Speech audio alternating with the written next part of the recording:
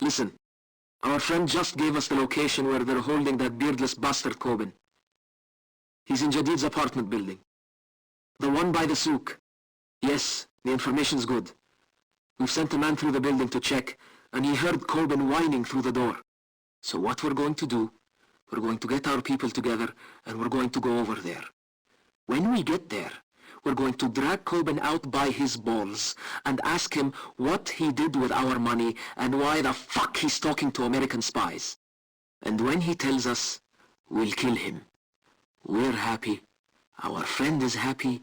Everybody's happy but Coben. Understand why you are here.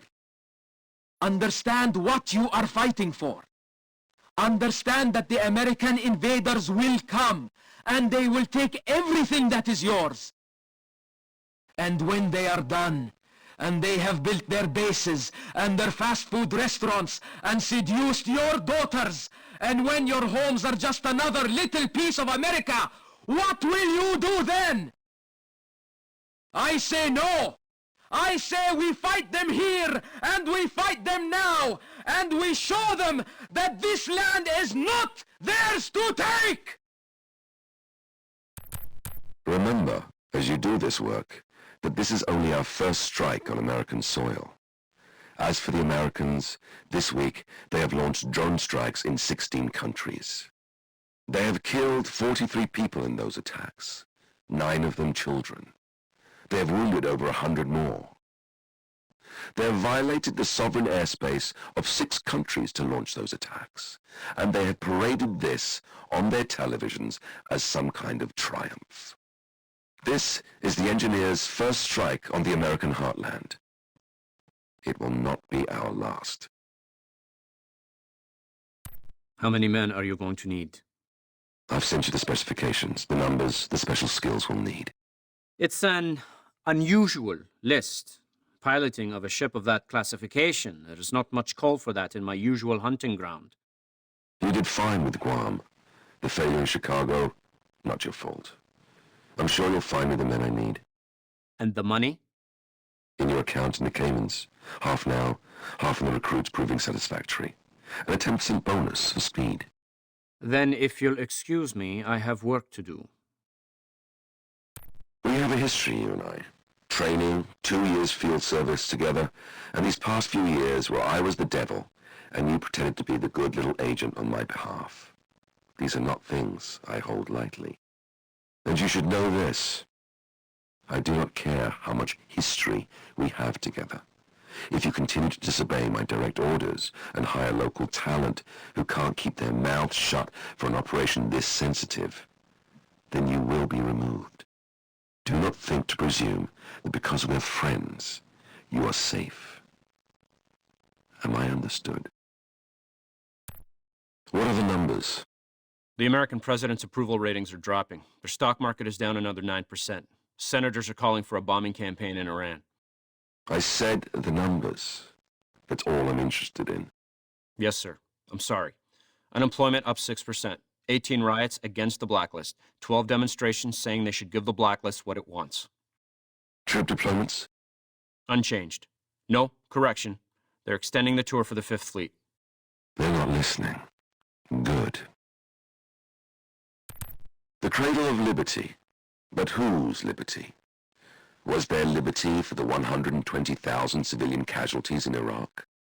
For the islanders of Diego Garcia, forcibly relocated when the United States bought their home? For the families of cartel victims in Mexico, sacrificed on the altar of Americans' love of narcotics? But by all means, America, go about your business. It's not as if the rest of the world should mind, is it? We have people inside. We can get Nuri out. That's not the point of the operation. Nuri is there for the specific purpose of spreading disinformation. He will tell them lies, and because of the source, the Americans will cling to it as if it were gold. But what if he breaks? Tell them the truth. Why would he? If he cooperates, he'll be treated well. No enhanced interrogation for him. And he knows better than to tell them the truth. Why wouldn't he? There are certain people who want access to Mr. Nuri. dissatisfied former clients. I can protect him from them as long as he keeps me happy. And if he doesn't? He should know by now. The Americans can't protect him from me. Your objective is destruction. The more you burn, the better. The more equipment you destroy, the more it benefits our cause. I want pictures of the fires you set on every television in America. I want them to think they'll be the ones burning next. Do this for me, and American blood, our victory, is secured. We do this the way we practiced it. Infiltrate through points Alpha and Bravo, taking the hostages here on this corridor between junctions 9 and 10. The vault door cycles in 45 seconds, giving us our window for neutralizing security before they can retreat. Snipers, call sign Bishop, will set up here at these points to clear the area in that time. At that point, we post squads on corridors 19, 22, and 6, and stairwells Alpha, Bravo, and Golf. Hostages will be kept in Conference Room C, while Rook, you take your men to the briefing room in the bunker, here. You will prepare for the activation of the codes the Secretary is going to give us. Am I understood?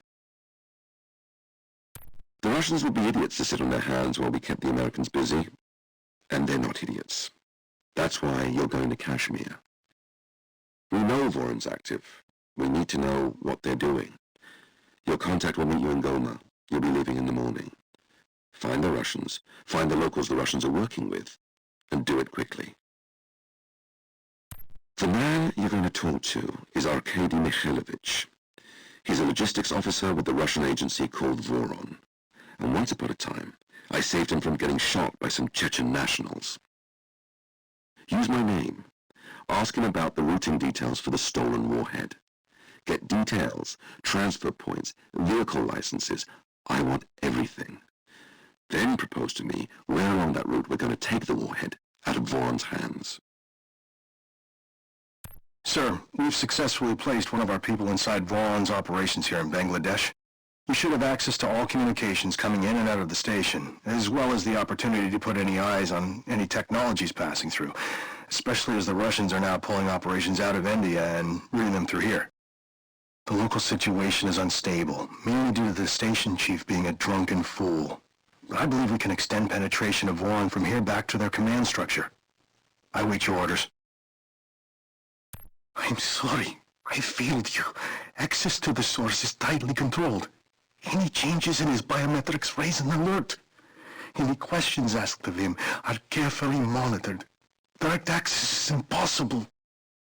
All I can do is suggest lines of questioning to my superiors, that they might pursue them with the subject while I am in the room. I will do better. I must do better. I've not much time. My handlers are suspicious. I am sorry. You sure the data's there? Our people outside the embassy confirm it. Where are people inside the embassy?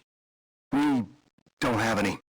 That should be corrected, considering who's paying the bills. In the meantime, we need to retrieve that information. How? Use your discretion. Don't feel you must be polite. I'll tell our patrons that sometimes sacrifices need to be made. Inside those walls, the laws of your country do not apply. That soil belongs to another land. Now imagine that one building multiplied 1,000 times, spread it across 153 countries. Tear down homes and villages to make room for these foreign invaders, these little pieces of America that have been transplanted to Iraq and Afghanistan and Cuba and your country. How long before they want more, my friends? How long? It doesn't matter. Tell them that they're harboring war criminals inside. Make up a story about murder, better if it's a little girl, and claim they're protecting the killers. Whatever it takes to get them to storm the embassy. And once they're inside, you follow, and you do what you have to do. Sir, the Russians want to talk to you. So? They're willing to discuss turning over the data in exchange for certain sureties on your part. Ah, they want me to keep doing their dirty work for them with the Americans. And to stay off their territory, yes. And the other half of the message? Sir? The Russians never send a bribe without a threat. Do they say that if I do not accept, they will destroy us? Something to that effect, yes? Ah, pity that our people are already moving then. We require secure communications. You have a reputation for being able to provide this without asking questions. Here are my conditions. Our data remains secure, including from your people. Any compromise of our communications means our contract is cancelled immediately, and you are held personally responsible. Agree to this, and I will pay your considerable fee. And of course, I trust your discretion concerning our discussions. The status report? Kazbek is on board, and he's bringing his people with him. I don't need his people. I need him. They're very good at what they do. Could be useful for the dust operation. Unless they can fake Russian official communications as well as their leader, they're useless to me. When is Kazbek going to be ready for pickup? We're pulling him up 5 clicks south of US Martin tomorrow morning. Good. I want him on a plane to the US by noon. No mistakes. There will be none. Report.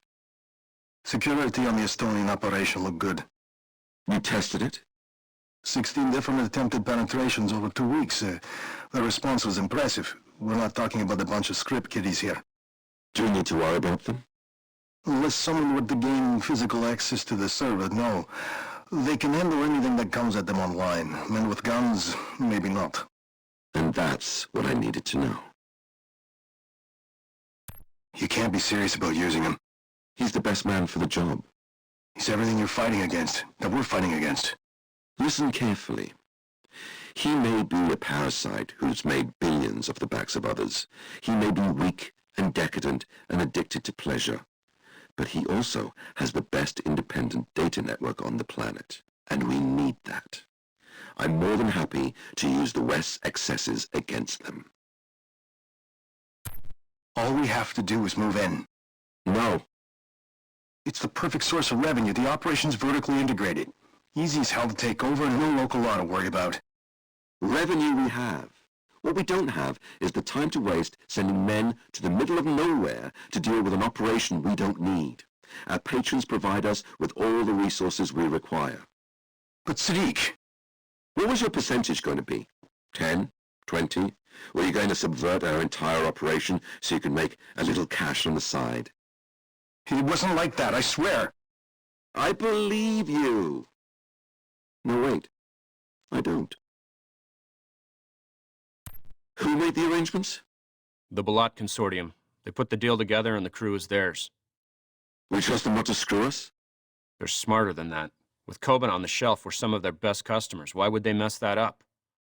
We need a secure pipeline for weapons. If they're consolidating everything coming out of the region... Everything not going to the PKK. Do not interrupt me. Watch them carefully.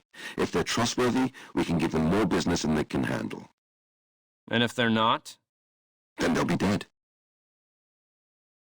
The legacy of American colonialism is here. American companies taking what they want, American soldiers sent in to secure it, to build governments loyal like dogs to their master in Washington. And when the Americans left, what did they leave? Poverty and disease and war. This is their legacy. They should have a chance to enjoy it themselves. Listen, Sadiq, we can't get the dirty bomb into the U.S. They've got new sniffers at the ports. They'll pick up the radiation signature. There's no way we'll get it through without being detected. And if it's picked up, we'll need to detonate. Let the Kazakhs have it. We can do better. And what made me finally realize the truth of things was this. We had done nothing. Oh, I had done a great many things. I had killed people. I had set people, many of whom had trusted me and offered me friendship, up to be killed as well. I had lied. I had robbed. I had stolen. I had borne false witness. And for what? You see, if there'd been the slightest bit of proof that all of that, all the scheming and killing and lying and patting ourselves on the back over what a wonderful job we were doing, keeping the world safe for the good people, the right people, then maybe I could have kept doing it. But no. We killed some people. If we had done nothing, maybe those people would have lived, but others would have died. We saved some good people, but by doing so, we doomed others to misery and death. We moved chess pieces. We shuffled the deck chairs on the sinking ship of Western civilization, and we told ourselves, I told myself, it was the most important thing in the world. And let me say this, when you realize that the most important thing in the world means nothing at all, then at last, my friend, you are free. Free to question every assumption you've made and throw the rotten ones out. That's exactly what I did. That is how I found the truth that now guides me, guides all of us. And that is why I never have nightmares. At least, not anymore.